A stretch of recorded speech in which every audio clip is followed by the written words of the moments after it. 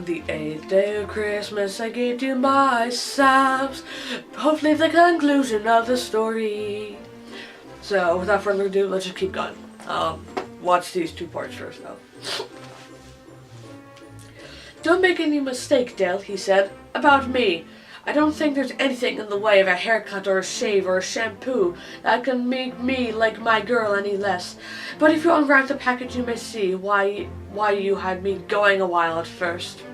White fingers and nimble tore the string and paper, and an ecstatic scream of joy. And then, alas, a quick feminine change to hysterical tears and wails, necessitating the immediate employment of all the comforting powers of the lord of the flat. For there lay the combs, a set of combs, the side and back, that Della had worshipped for long in a Broadway window. Beautiful combs, pure tortoiseshell with jeweled rims, just the shade to wear in the beautiful vanished hair. They were expensive combs, she knew, and her heart simply craved and yearned over them without the least hope of possession. And now they were hers, the tresses that could have adorned the coveted adornments Bergot. But she hugged them to her chest. I'm not gonna say that word.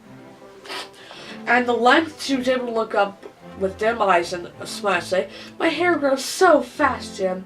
Then Dell leaped up like a little cat and cried, "Oh, oh!" Jim and I had seen his beautiful present. She held out to him eagerly upon her open palm. The dull, precious metal seemed to flash with the reflection of her bright and ardent spirit. "Isn't it a dandy, Jim? I hunted all over town to find it. You have to look at 100 times a day now. Give me your watch. I want to see how it looks on." Instead of obeying, Jim tumbled down on the couch, put his hands on the back of his head, and smiled. "Dale, let's put our Christmas presents away and keep them a while. They're too nice to use just as a present. I sold the watch to get the money to buy your combs. And now I suppose you put chops on. As a magi, were wise men. They were wonderfully wise men and brought gifts to the babe in the manger.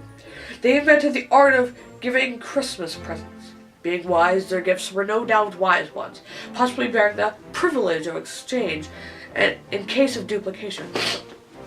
And here I have lamely related to you the uneventful chronicle of two foolish children in a flat who most unwisely sacrificed for each other in the greatest treasures of their house.